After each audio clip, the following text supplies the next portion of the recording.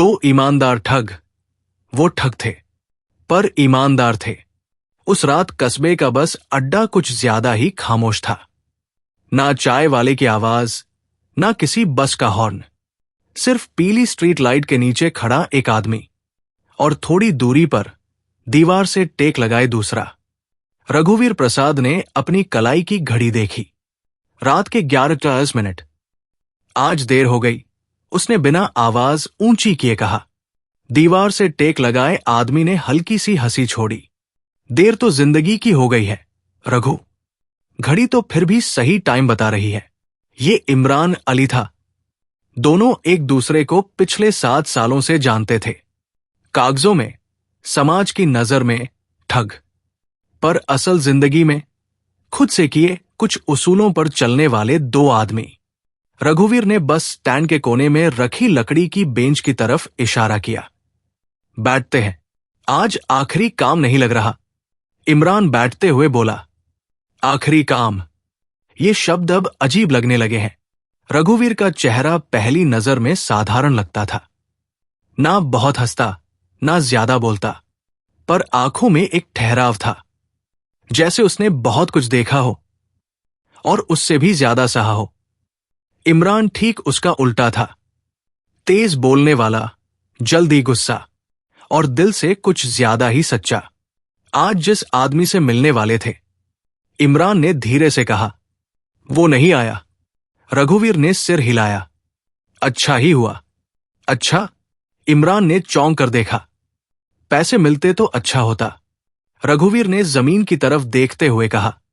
उसके चेहरे में डर नहीं था, लालच था। इमरान कुछ पल चुप रहा, फिर बोला, और लालच वालों को हम छूते भी नहीं। कस्बे में लोग उन्हें क्या कहते थे, इससे उन्हें कोई फर्क नहीं पड़ता था। ठग, धोखेबाज, नंबर 1 के फ्रॉड। पर सच ये था कि रघुवीर और इमरान उन लोगों को ही चुनते थे जो पहले से दूसरों को चूस चुके हों। सूदखोर, नकली नौकरी दिलाने वाले दलाल, झूठे फॉर्म भरवाने वाले एजेंट, जो गरीब को लूटते थे, उन्हें लूटना रघुवीर की नजर में गुनाह नहीं था। पर उस रात कुछ अलग था। इमरान ने सिगरेट निकाली, फिर रघुवीर की तरफ देखा। आज मन नहीं है, उसने कहा। इमरान ने सिगरेट वापस रख दी।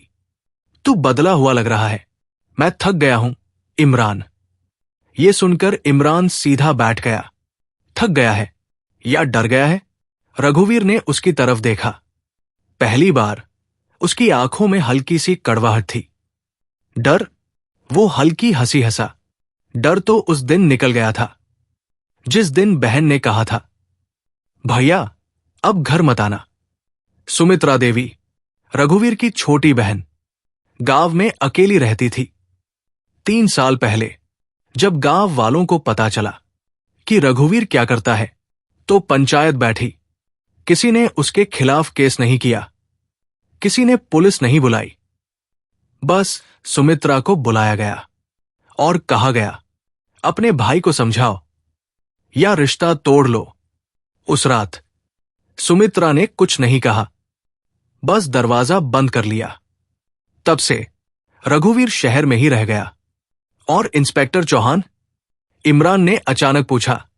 रघुवीर का चेहरा सख्त हो गया। वो हमारे पीछे है, उसने साफ कहा। पिछले 2 महीने से। तो फिर आज इतना शांत क्यों है? क्योंकि वो इंतजार करता है, रघुवीर बोला। हमारी सबसे बड़ी गलती का। इंस्पेक्टर महेश चौहान। कस्बे में लोग उसे ईमानदार नहीं कहते थे, पर बेईमान भी नहीं। वो सिस्टम में फंसा हुआ आदमी था, फाइलों, दबावों और अधूरे सपनों के बीच। रघुवीर जानता था, चौहान को अगर पक्का सबूत मिला तो वो उन्हें नहीं छोड़ेगा। और इमरान जानता था, वो दिन दूर नहीं। बस स्टैंड पर अचानक एक ऑटो आकर रुका। उसमें से एक बूढ़ा आदमी उतरा। फटे जूते, कंधे पर कपड़े की थैली। उसकी आंखें इधर उधर देख रही थी, जैसे किसी को ढूंढ रहा हो। फिर उसकी नजर रघुवीर पर पड़ी। वो धीरे धीरे पास आया। बेटा, तुम रघुवीर हो? इमरान चौकन्ना हो गया। रघुवीर खड़ा हुआ। हां, आप? बूढ़े ने कांपती आवाज में कहा।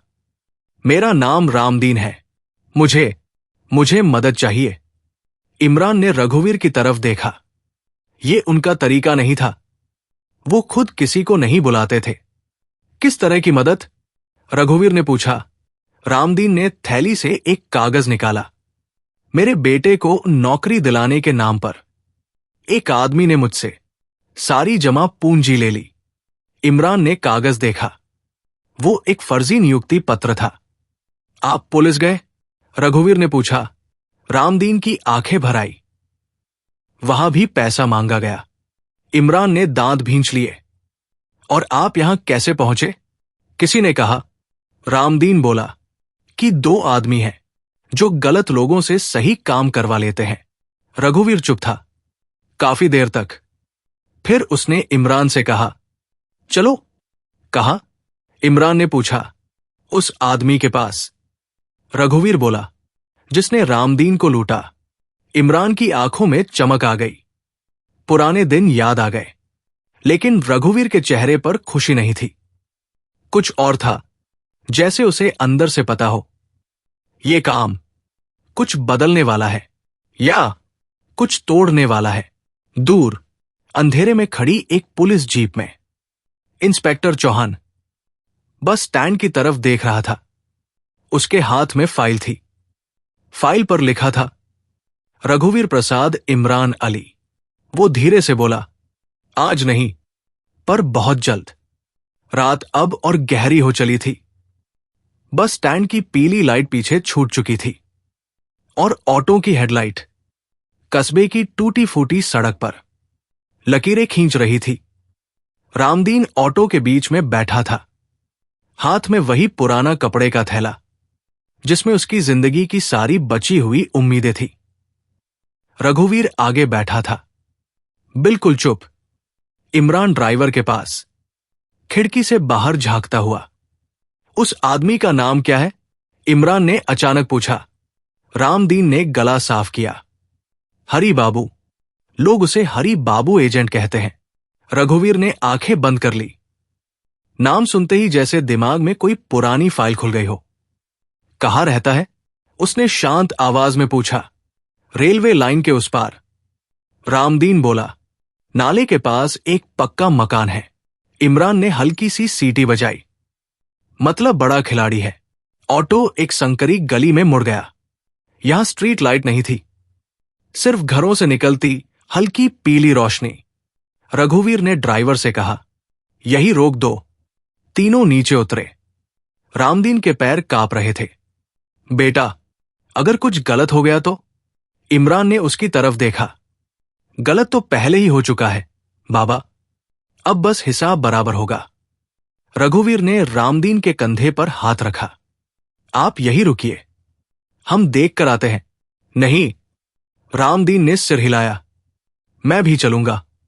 रघुवीर ने उसकी आंखों में देखा। वहां डर था, पर उससे ज्यादा कुछ वापस पाने की जिद।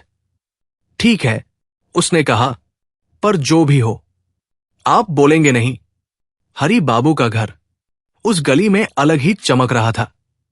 पक्की दीवारें, नया गेट, छत पर डिश एंटीना। इमरान ने धीमे से कहा, गरीबों की मेहनत का पैसा है। रघुवीर ने दरवाजे की घंटी नहीं बजाई। सीधे लकड़ी के दरवाजे पर 3 बार थपथपाया। अंदर से आवाज आई। कौन है? हरी बाबू। रघुवीर बोला, काम की बात है। कुछ सेकंड की खामोशी, फिर कुंडी खिसकने की आवाज। हरी बाबू सामने था। मोटा शरीर, गले में सोने की चेन और आंखों में वो घमंड जो पैसे के साथ आता है। इतनी रात को उसने ऊपर से नीचे देखा। क्या चाहिए? रघुवीर ने बिना भूमिका के कहा। रामदीन का पैसा। हरी बाबू हंसा। कौन रामदीन? इमरान आगे बढ़ा, जिसके बेटे को नौकरी दिलाने का सपना दिखाया था। हरी बाबू की हंसी अचानक रुक गई। फिर वो मुस्कराया। ओह, वो बूढ़ा? उसने रामदीन की तरफ देखा। कागज पढ़ना सीखो बाबा, मैंने कुछ नहीं छीना। रघुवीर ने जेब से वही फर्जी नियुक्ति पत्र निकाला और हरि बाबू के सामने रख दिया। ये तुम्हारा है, उसने कहा, और ये भी। इमरान ने फोन निकालकर पेमेंट के स्क्रीनशॉट दिखाए। हरि बाबू का चेहरा सख्त हो गया। तो पैसा वापस करो, रघुवीर बोला। हरि बाबू ने गेट के अंदर कदम बढ़ाया। नहीं करूंगा। इमरान मुस्कराया। फिर हमें दूसरा तरीका अपनाना पड़ेगा। कौन सा तरीका? हरि बाबू ने व्यंग्य से पूछा। इमरान ने धीरे से कहा, सच। रघुवीर ने आसपास देखा, फिर बोला, हरि बाबू, आपके पास दो विकल्प हैं। पहला, इमरान ने जोड़ा, आप अभी पैसा लौटाए। दूसरा, हरि बाबू ने आंखें तरेरी। दूसरा, रघुवीर बोला, हम सुबह तक आपके सारे कारनामे उन लोगों तक पहुंचा देंगे जिनसे आप डरते हैं। हरि बाबू हंसा। मुझे कोई नहीं डरा सकता। उसी पल इमरान ने फोन पर एक नंबर डायल किया। हेलो, उसने फोन पर कहा। हां, वो फाइल तैयार है, हरि बाबू वाली। हरि बाबू का चेहरा पीला पड़ गया। फोन काटो, वो फुसफुसाया। अंदर आओ। घर के अंदर हवा भारी थी। दीवारों पर महंगी घड़ियां, सोफे और एक अलमारी जिसका ताला नया लग रहा था। हरि बाबू ने अलमारी खोली। नोटों की गड्डियां बाहर आई। रामदीन की आंखें भर आई। मेरा पैसा, हरि बाबू ने गिनकर पूरी रकम रख दी। रघुवीर ने एक एक नोट देखा, फिर रामदीन की तरफ बढ़ाया। गिन लीजिए। रामदीन ने कांपते हाथों से नोट छुए। उसकी आवाज भर्रा गई। भगवान तुम्हें भला करे। इमरान ने सख्ती से कहा, इसे भगवान पर मत छोड़िए, अगली बार सोचिएगा। वे तीनों बाहर निकले। रघुवीर ने गेट बंद होते देखा। उसका चेहरा गंभीर था। इमरान ने कहा, काम हो गया? नहीं, रघुवीर बोला, अभी नहीं। मतलब? आज हमने पैसा वापस दिलाया, रघुवीर ने कहा, पर हरि बाबू जैसे 10 और है। रामदीन चुपचाप सुन रहा था। और अब? रघुवीर ने उसकी तरफ देखा। आपको एक फैसला करना होगा। कैसा फैसला? रामदीन ने पूछा। या तो आप ये पैसा लेकर शांत जिंदगी जिए, रघुवीर बोला, या फिर सच बोलने का जोखिम उठाए। इमरान ने चौंक कर देखा। तू क्या सोच रहा है? रघुवीर ने गहरी सांस ली। कुछ बड़ा। उसी समय दूसरी तरफ कस्बे के थाने में इंस्पेक्टर चौहान फोन पर किसी से बात कर रहा था। हां, वो बोला, हरि बाबू के घर के पास 3 लोग देखे गए हैं। फोन कट गया। चौहान ने फाइल खोली। उसी नाम फिर सामने थे, रघुवीर प्रसाद। इमरान अली। वो कुर्सी से उठा। अब ये खेल ज्यादा देर नहीं चलेगा। रघुवीर ने आसमान की तरफ देखा। बादल घिर रहे थे। इमरान, उसने कहा, अगर कल सब उलट गया तो? इमरान मुस्कराया, तो कम से कम आज किसी बूढ़े की नींद लौट आई। रघुवीर चुप रहा। उसे एहसास था, आज की रात सिर्फ एक शुरुआत थी। सुबह होने में अभी वक्त था, लेकिन कस्बा जाग चुका था। रेलवे फाटक के पास चाय की दुकान खुल गई थी, और वही खड़ा था इंस्पेक्टर महेश चौहान, हाथ में कुल्हड़, आंखें सामने वाली सड़क पर टिकी हुई। उसे पता नहीं था कि वो किसका इंतजार कर रहा है, पर उसे यकीन था कुछ न कुछ जरूर सामने आएगा। दूसरी तरफ रघुवीर उस छोटे से कमरे में बैठा था जहां वो और इमरान पिछले कई महीनों से रह रहे थे। पुरानी खिड़की से आती ठंडी हवा कागजों को हिला रही थी। टेबल पर पड़ा था रामदीन का दिया हुआ फर्जी नियुक्ति पत्र। इमरान ने उसे उठाया। अजीब है ना, वो बोला, एक कागज और आदमी की पूरी जिंदगी उलट जाती है। रघुवीर ने बिना देखे कहा, कागज नहीं, उम्मीद। इमरान चुप हो गया। रात की बात। अब दोनों के बीच खामोशी बन चुकी थी।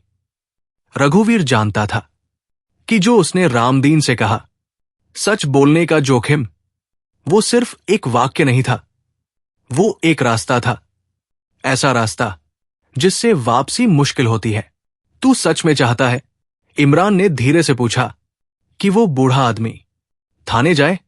रघुवीर ने सिर उठाया। मैं चाहता हूं कि वो अकेला न जाए। मतलब रघुवीर बोला, अगर वो बोले तो हम उसके साथ खड़े रहें। इमरान हंसा नहीं, मुस्कराया भी नहीं। तू समझ रहा है इसका अंजाम? हां, रघुवीर ने कहा, या तो हरी बाबू गिरेगा या हम। उसी समय रामदीन अपने कमरे में बैठा था। छोटा सा कमरा, दीवारों पर उखड़ा हुआ प्लास्टर, एक कोने में बेटे की फोटो। उसने नोटों की गड्डी 3 बार गिन ली थी। पैसा वापस मिल गया था, पर मन अब भी भारी था। उसकी पत्नी की आवाज जैसे कानों में गूंज रही हो, अगर हम चुप रहे तो किसी और का बेटा फंसेगा।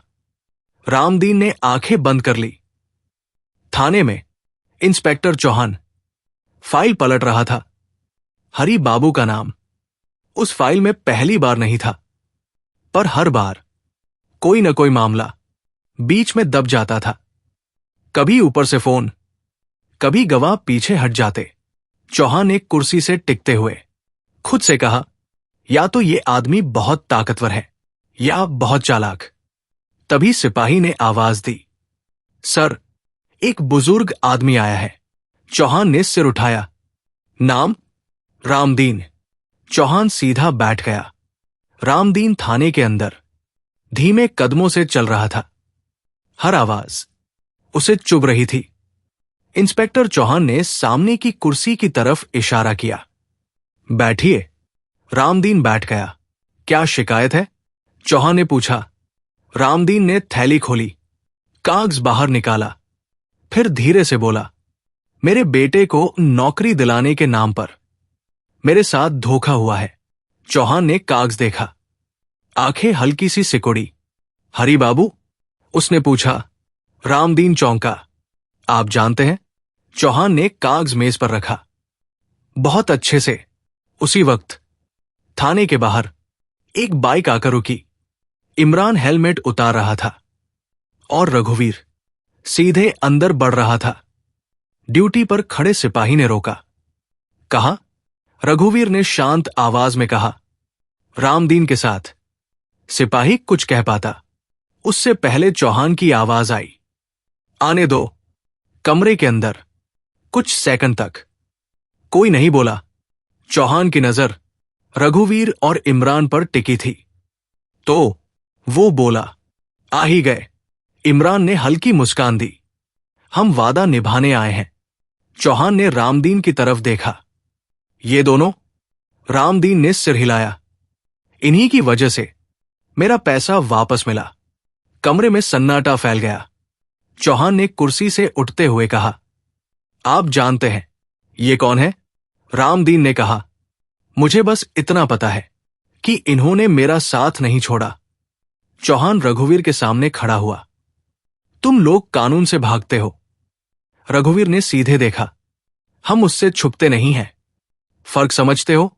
हां, रघुवीर बोला। कानून देर करता है, हम नहीं। चौहान ने गहरी सांस ली। और अब रघुवीर ने कहा, आप अपना काम करेंगे और हम पीछे नहीं हटेंगे। चौहान वापस कुर्सी पर बैठा। कुछ पल सोचा, फिर बोला, अगर मैं हरी बाबू पर हाथ डालूं तो तुम दोनों भी अंदर जाओगे। इमरान ने तुरंत कहा, हमें मंजूर है। चौहान ने उसकी तरफ देखा। इतना आसान नहीं होता। रघुवीर ने धीमे से कहा, हमें पता है। उस शाम कस्बे में खबर फैलने लगी, हरी बाबू पर केस हुआ है। किसी बूढ़े ने शिकायत की है। 2 आदमी साथ थे। हरी बाबू अपने घर में इधर उधर टहल रहा था। फोन लगातार बज रहा था। संभाल लो, किसी ने कहा। यह मामला ऊपर तक जा सकता है। हरी बाबू ने खिड़की से बाहर देखा। उसे पहली बार डर लगा। रात को रघुवीर और इमरान छत पर बैठे थे। आसमान साफ था। तू खुश है? इमरान ने पूछा। रघुवीर ने कुछ देर बाद कहा, नहीं। फिर? हल्का महसूस कर रहा हूं। इमरान ने सिर हिलाया। यह सबसे खतरनाक एहसास है। क्यों? क्योंकि इसके बाद या तो आदमी टूटता है या बदल जाता है। नीचे सड़क पर एक पुलिस जीप आकर रुकी। चौहान उतर कर ऊपर देख रहा था। उसके हाथ में एक नया नोटिस था और चेहरे पर पहली बार पूरी तरह से तय किया हुआ फैसला। सुबह की धूप कस्बे पर पड़ी जरूर थी, पर हवा में सुकून नहीं था। लोग चाय की दुकानों पर फुसफुसा रहे थे। हर बातचीत में एक ही नाम था, हरी बाबू, और उसके साथ दो और नाम धीरे धीरे उभर रहे थे, रघुवीर प्रसाद, इमरान अली। हरी बाबू ने रात भर आंख नहीं बंद की थी। फोन एक के बाद एक बजते रहे। कभी किसी नेता का, कभी किसी अफसर का। तुम्हें चेतावनी दी थी। फोन के उस तरफ से आवाज आई, छोटे लोगों से दूर रहो। हरी बाबू की सांस तेज हो गई। सर, वो छोटे लोग नहीं हैं, वो दो आदमी। नाम मत लो। आवाज सख्त हो गई। नाम लोगे तो तुम अकेले फंसोगे। फोन कट गया। हरी बाबू ने पसीना पोंछा। उसने पहली बार महसूस किया, अब खेल बदल चुका है। दूसरी तरफ रघुवीर और इमरान अपने कमरे में बैठकर सामान समेट रहे थे। क्या जरूरत है? इमरान ने पूछा। हम भाग नहीं रहे, रघुवीर ने बैग बंद करते हुए कहा। भाग नहीं रहे, बस सावधान हो रहे हैं। इमरान कुछ कहता, उससे पहले दरवाजे पर दस्तक हुई। 3 बार। रघुवीर का हाथ अपने आप जेब की तरफ चला गया। कौन? उसने पूछा। बाहर से औरत की आवाज आई। मैं हूं, सुमित्रा। दरवाजा खुलते ही रघुवीर कुछ सेकंड हिल नहीं पाया। सामने उसकी बहन खड़ी थी। साधारण साड़ी, थकी हुई आंखें और वही पुरानी शक्ति जो बचपन से उसके चेहरे पर रहती थी। तू यहां? रघुवीर की आवाज भर्रा गई। तू समझता है, सुमित्रा बोली। मैं गांव में बैठकर अखबार नहीं पढ़ती। इमरान ने चुपचाप नमस्ते किया। सुमित्रा ने उसकी तरफ देखा। तुम इमरान हो? इमरान ने सिर हिलाया। हां, चलो, सुमित्रा ने कहा। अंदर बैठो, बात करनी है। कमरे में अचानक हवा भारी हो गई। सुमित्रा ने सीधे कहा, हरी बाबू के लोग कल गांव आए थे। रघुवीर की आंखें सख्त हो गई। क्या कहा उन्होंने? ज्यादा कुछ नहीं, सुमित्रा बोली। बस इतना कि अगर तू नहीं रुका तो नुकसान होगा। इमरान गुस्से में खड़ा हो गया। धमकी दे रहा है मुझे? सुमित्रा ने शांत स्वर में कहा। नहीं, तुम्हें। रघुवीर ने सिर झुका लिया।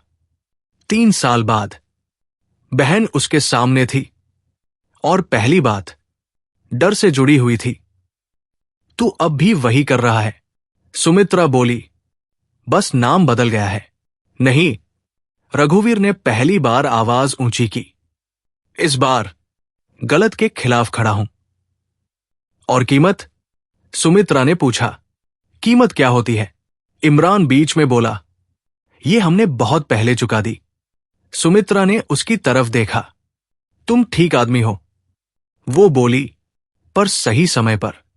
ठीक आदमी होना सबसे खतरनाक होता है।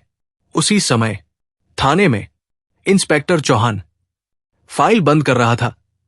उसके सामने बैठा अफसर धीरे से बोला, ऊपर से दबाव है, मुझे पता है। चौहान ने कहा, तो फिर चौहान बोला, या तो हम रुकेंगे या ये पूरा शहर हम पर हंसेगा। शाम ढलते ढलते कस्बे में एक और खबर फैली। हरी बाबू ने प्रेस को बुलाया था। माइक के सामने खड़े होकर वो बोला, मेरे खिलाफ झूठा मामला बनाया गया है। कुछ अपराधी लोग मेरा नाम बदनाम कर रहे हैं।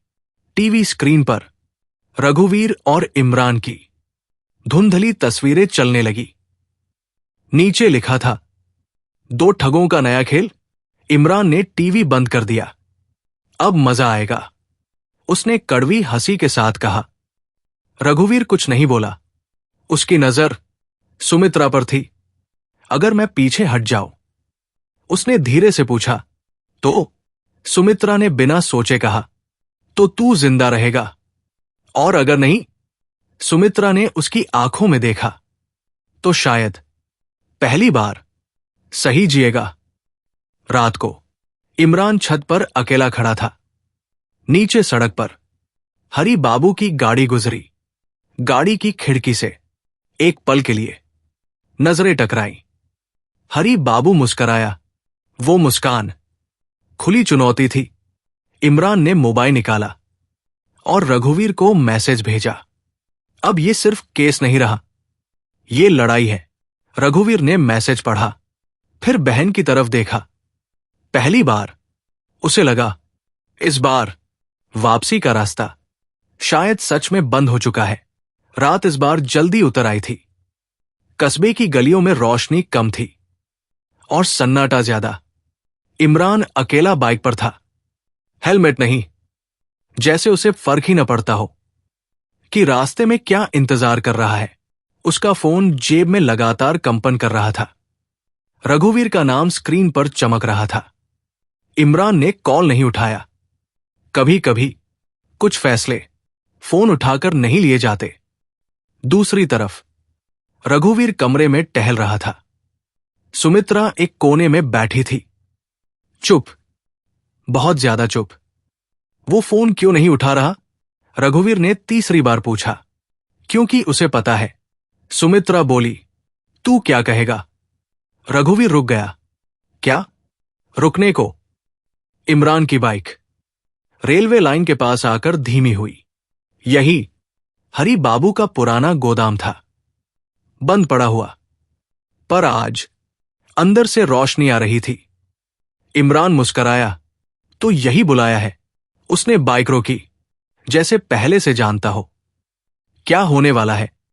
अंदर 4 आदमी खड़े थे और बीच में हरी बाबू। इस बार उसके चेहरे पर घबराहट नहीं थी, सिर्फ ठंडापन था। अकेले आए? हरी बाबू बोला। आदत है, इमरान ने जवाब दिया। और तुम? ताकत के साथ। इमरान हंसा। ताकत उधार की होती है हरी बाबू, लौटानी पड़ती है। हरी बाबू ने हाथ उठाया। अगले ही पल पीछे से वार हुआ। इमरान गिरा नहीं, पर झटका लगा। मारो, हरी बाबू ने कहा, पर जिंदा रहे। उसी समय रघुवीर का फोन बजा। इस बार अनजान नंबर था। उसने कॉल उठाया। अगर इमरान जिंदा चाहिए। फोन पर आवाज आई, तो केस वापस लो। लाइन कट गई। रघुवीर की सांस अटक गई। सुमित्रा ने उसका चेहरा देख लिया। हो गया ना? रघुवीर ने फोन मेज पर पटक दिया। उसकी आंखों में पहली बार डर साफ दिख रहा था। गोदाम में इमरान जमीन पर बैठा था, सांस तेज, हाथ बंधे हुए। हरी बाबू उसके सामने कुर्सी पर बैठा। तुम लोग हीरो बनने चले थे, इमरान ने खून थूकते हुए कहा। हीरो नहीं, बस इंसान। हरी बाबू ने पास आकर धीरे से कहा, इंसान की कीमत सबसे सस्ती होती है। इधर रघुवीर थाने के बाहर खड़ा था। इंस्पेक्टर चौहान अंदर बैठा था। मेरे दोस्त को उठा लिया गया है, रघुवीर ने कहा, और इसकी वजह मैं हूं। चौहान ने उसकी तरफ देखा। अब समझ आ रहा है कीमत क्या होती है। रघुवीर ने सिर हिलाया। अब बस ये बताइए, उसे कैसे निकाले? चौहान कुर्सी से उठा। आज पहली बार तुम मुझसे सही सवाल पूछ रहे हो। गोदाम में हरी बाबू का फोन बजा। उसने उठाया। सुनते ही चेहरा बदल गया। क्या मतलब? पुलिस हरकत में है? उसने इमरान की तरफ देखा। तुम्हारा दोस्त ज्यादा चालाक है। इमरान मुस्कराया। नहीं, वो बस देर नहीं करता। रघुवीर जीप में बैठ चुका था। सायरन नहीं, बस अंधेरे में दौड़ती गाड़ी। उसने जेब से सुमित्रा का दिया हुआ पुराना कड़ा निकाला। अगर आज कुछ हो गया, उसने खुद से कहा, तो कम से कम पीछे नहीं हटूंगा। गोदाम के बाहर काली जीप रुकी। दरवाजा खुला। किसी ने कहा, सर, वो आ गए। हरी बाबू खड़ा हुआ। उसकी मुस्कान पहली बार टूटी। इमरान, वो फुसफुसाया, लगता है आज फैसला हो जाएगा। इमरान ने आंखें उठाई। हां, आज। दरवाजे के बाहर कदमों की आवाज थी, और हर कदम के साथ कहानी अपने सबसे खतरनाक मोड़ पर पहुंच रही थी। गोदाम के बाहर कदमों की आवाज रुक गई। एक पल को सब कुछ थम सा गया। हरी बाबू की उंगलियां कुर्सी की मूठ पर कस गई। उसकी आंखों में अब घमंड नहीं था, सिर्फ हिसाब था। अगर पुलिस अंदर आई, वो अपने आदमी से बोला, तो पहले इसे खत्म करना। इमरान ने आंखें बंद कर ली। डर से नहीं, थकान से। दरवाजा खुला। कोई सायरन नहीं, कोई शोर नहीं, बस इंस्पेक्टर महेश चौहान की आवाज। हरी बाबू, अब खेल खत्म। हरी बाबू पलटा। वारंट है? चौहान ने कागज आगे बढ़ाया। हां, और गवाह भी। उसकी नजर सीधे इमरान पर गई। हरी बाबू हंसा, पर वो हंसी खोखली थी। ये, उसने इमरान की तरफ इशारा किया। ये गवाह है, ये तो खुद अपराधी है। चौहान ने जवाब नहीं दिया। पीछे से एक और आवाज आई, और मैं? सबकी नजर दरवाजे की तरफ गई। रामदीन खड़ा था। हाथ कांप रहे थे, पर कदम नहीं। तुम? हरी बाबू का चेहरा सफेद पड़ गया। रामदीन ने धीरे से कहा, हां, मैं। तुम्हें पैसा मिल गया था। हरी बाबू चिल्लाया, फिर क्यों? रामदीन की आवाज भारी थी। क्योंकि अगला आदमी मुझसे ज्यादा कमजोर हो सकता है। हरी बाबू पीछे हटा। उसके आदमी घबरा गए। किसी ने दरवाजे की तरफ देखा, किसी ने जमीन की तरफ। हरी बाबू ने आखिरी दाव खेला। चौहान, वो बोला, ये दोनों भी अंदर जाएंगे। चौहान ने सिर हिलाया। शायद। फिर उसने रघुवीर की तरफ देखा। रघुवीर अब तक चुप खड़ा था।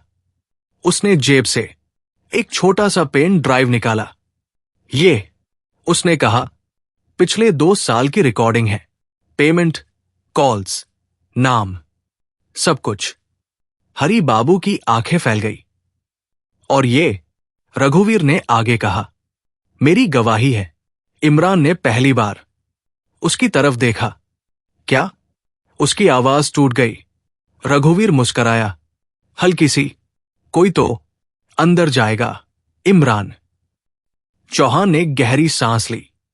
रघुवीर प्रसाद, उसने कहा, तुम जानते हो इसका मतलब क्या है? रघुवीर ने सिर हिलाया। हां, तुम्हें सजा होगी। पता है, लंबी, मंजूर है। इमरान ने चिल्लाने की कोशिश की, पर आवाज नहीं निकली। तू पागल है? उसने कहा, हम साथ निकले थे। रघुवीर ने उसकी तरफ देखा, और साथ ही खत्म कर रहे हैं। फिर उसने चौहान से कहा, इसे छोड़ दीजिए। चौहान ने कुछ पल सोचा, फिर सिपाही को इशारा किया। इमरान के हाथ खुल गए। हरी बाबू को हथकड़ी लगी। उसकी आवाज कांप रही थी। तुम दोनों को मैं बर्बाद कर दूंगा। रघुवीर ने पहली बार उसे सीधे देखा। नहीं, वो बोला, अब तुम किसी को नहीं लूटोगे। कुछ महीने बाद कस्बा फिर से अपनी रफ्तार में था। चाय की दुकान, रेलवे फाटक, वही शोर। इमरान एक बस स्टैंड पर खड़ा था। हाथ में एक छोटा सा लिफाफा। अंदर रघुवीर का खत था। मैं ठीक हूं। यहां भी नियम है, फर्क बस इतना है, यहां झूठ जल्दी पकड़ा जाता है। बाहर रहना और सही रहना। इमरान ने खत मोड़ा। दूर रामदीन अपने बेटे के साथ खड़ा था। इस बार कागज असली था, नौकरी का। रामदीन ने इमरान को देखा। नम आंखों से इमरान ने सिर हिलाया। इंस्पेक्टर चौहान थाने के बाहर खड़ा था। नई फाइल खुल रही थी, पर इस बार नाम अलग थे। उसने आसमान की तरफ देखा। सब ईमानदार नहीं होते। वो बुदबुदाया, पर कभी कभी ठग भी। इमरान बस में चढ़ा। खिड़की से बाहर देखते हुए वो मुस्कराया। अब वो अकेला था, पर कहानी अधूरी नहीं थी, क्योंकि कहीं न कहीं एक आदमी सजा काटते हुए भी सही जगह खड़ा था। और लोग आज भी कस्बे में कहते हैं वो ठग थे, पर ईमानदार थे। दोस्तों, अगर ये कहानी आपको पसंद आई हो तो कृपया इसे लाइक, शेयर, कमेंट एवं सब्सक्राइब जरूर करें। कहानी सुनने के लिए बहुत बहुत धन्यवाद।